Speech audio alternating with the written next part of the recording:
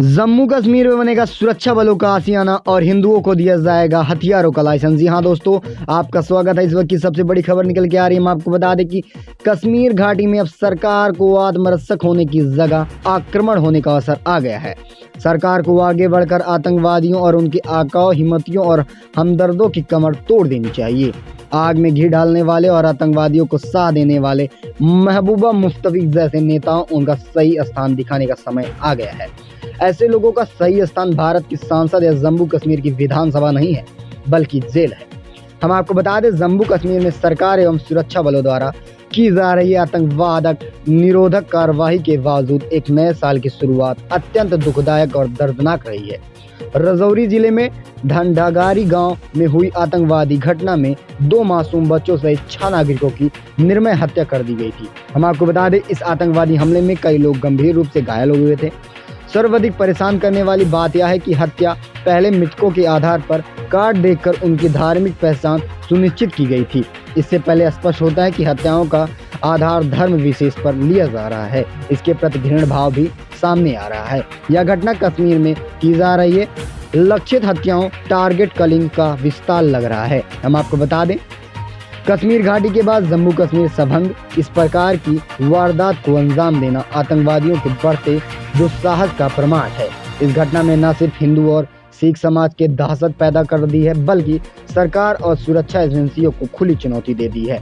हम आपको बता दें, जम्मू कश्मीर में लगातार बढ़ती आतंकवादी घटनाओं के विरोध में राजनीतिक दलों और सामाजिक संगठनों ने आगे बढ़कर आतंकवादियों के खिलाफ सख्त कार्रवाई की मांग की है।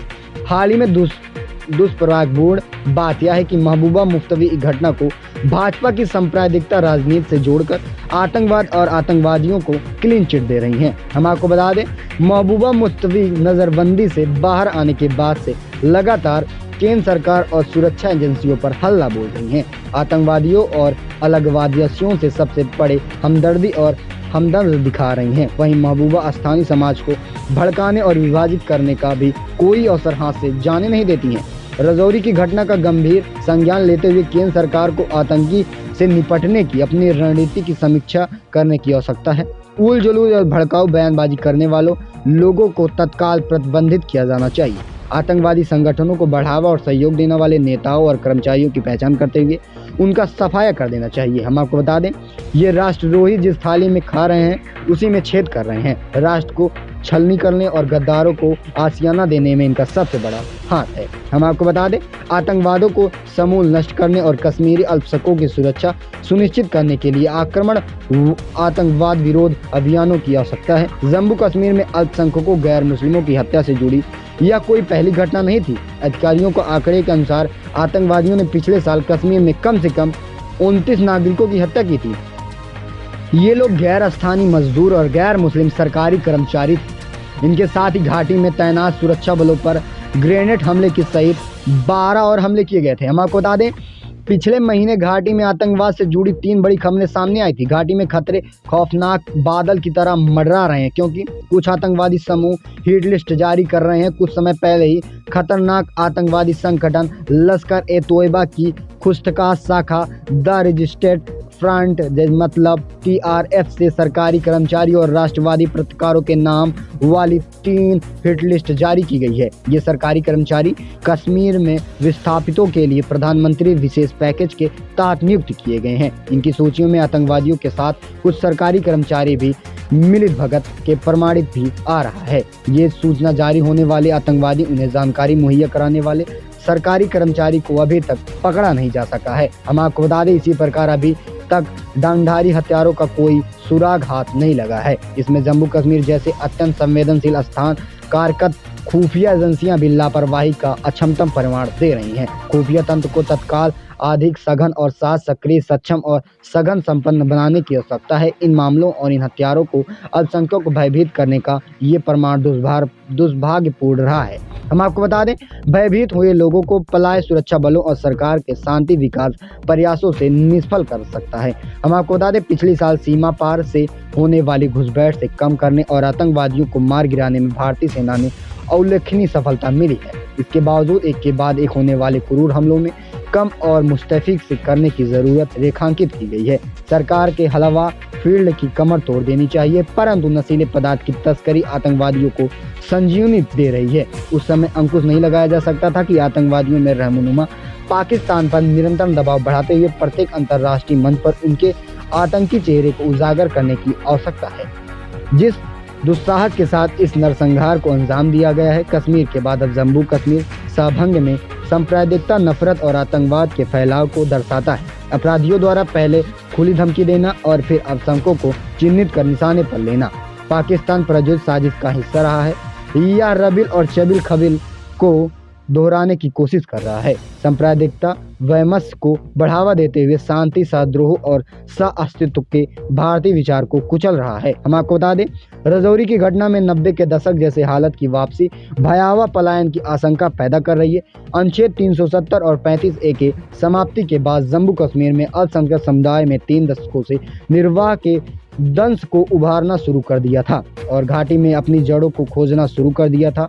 वे अपने घर द्वार और खेत खलियान में शुद्ध रहने लगे थे।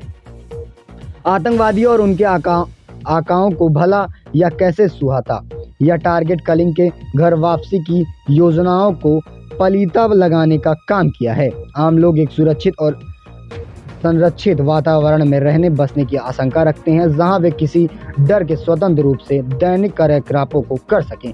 किसी उनकी सुरक्षा सुनिश्चित करना राज्य प्राथमिक कर्तव्य है। अगर विस्थापित कश्मीरियों की घाटी पलायन के लिए विवश किया गया तो आतंकी उनके आकाओं को मंसूबे पूरे नहीं होने दिया जाएगा। हम आपको बता दें, यह समय मैदान छोड़ने तथा आतंकवादियों द्वारा किए गए नरसंहारों के आगे घुटने टेकने का नहीं है, बल्कि जम्मू कश्मीर के अल्पसंख्यक सुरक्षा सुनिश्चित करने और उनका मनोबल बढ़ाने, TRF जैसे आतंकवादी संगठनों की धमकियों का गंभीरता से संज्ञान लेने, उनके संचालकों की पहचान कर उन्हें मौत के घाट उतारने, उन्हें कुचलने का समय आ गया है। केंद्र सरकार को श्रीलंका से सबका सिखाने की आवश्यकता है। ईंट का जवाब ईंट से, पत्थर का जवाब पत्थर से दिया जाना चाहिए। हम आपको बता दें, फिर भारत सरकार कब तक निर्दोष नागरिकों का नरसंहार झेलती रहेगी। हम आपको बता दें, हमारे सुरक्षा बलों के पास सख्त साहस और संकल्प नहीं है, सिर्फ इच्छा शक्ति, अभाव और सक्षम मानव अधिकार संगठनों की परवाह के चलते आतंकवादी कश्मीर के निर्दोष नागरिकों का खून बहा रहे हैं। उल्लेखनीय है कि पाकिस्तान के कब्जे वाले जम्मू कश्मीर POK के लोगों को जुल्म और तिमाश ढाने व पाकिस्तान, संयुक्त संघ, UNO आदि अन्याय वैश्विक मंचों पर जम्मू कश्मीर के मानवाधिकार के हनन का रोना रोना रहा है। हम आपको बड़े दुखद या दुखपूर्ण बात यह है कि Amnesty, National Human Rights Watch, क्रेडिकर्स, मिलिट्री राइट्स ग्रुप, ऑपरेशन और एक्शन रेड जैसे पश्चिम जगत के तमाम मानवाधिकार संगठन POK पाकिस्तान की क्रूरता और चीन के कब्जे वाले जम्मू कश्मीर में हरकतों को अनदेखा करते हैं। हम आपको बता दें, पाकिस्तान में धार्मिक अल्पसंख्यक हिंदू, सिख, जैन, बौद्ध, ईसाई और पारसी आदि के साथ सियाई और अहमदिया मुसलमानों को बेइंतहा जायता हो रही है। इसी प्रकार चीन के सिंजाई जंग में प्रांत उगिया मुसलमान पर जारी हथियारों की सुंगती मुस्लिमों पर सबसे बड़ा हमदर्द हितैषी पाकिस्तान ले रहा है। इन पे अन्याय मानवाधिकार संगठन का आवाज उठा रहे हैं। यहाँ तक संयुक्त संगठन मानवाधिकार परिषद की पाकिस्तान अधिकृत जम्मू कश्मीर में जारी दमन और उत्पीड़न का गंभीर संज्ञान नहीं ले रही है। यह चुनिंदा चुप्पी मानवाधिकारों को लक्षित कर रही है। अब भारत सरकार और सुरक्षा एजेंसियों को इन भाड़े के गोफवाहों को बेपरवाह होकर अपना काम करना चाहिए और निर्दोष नागरिकों की रक्षा के लिए पूरी ताकत संधान को झोंक देना चाहिए। घाटी के अल्पसंख्यकों की घर वापसी और विकास में सुरक्षित आश्रय स्थल का निर्माण किया जाना चाहिए। जम्मू कश्मीर के आतंकवादियों को ग्रसित जिलों सारी सुविधाओं और संपन्न बड़े बड़े हियासिक और व्यावसायिक परिसर बनाए रखना चाहिए। इन परिसरों में सिर्फ कश्मीरी विस्थापित भूखंड आवंटित किए जाने चाहिए, बल्कि सेना और अर्धसैनिक बलों के लिए पूर्व कर्मचारियों रियायतीदार पर भूड़ आवंटित किए जाना चाहिए। दरअसल आपकी क्या राय, अपनी राय कमेंट के माध्यम से जरूर बताइएगा। मिलेंगे आपको अगले वीडियो में, तब तक के लिए धन्यवाद।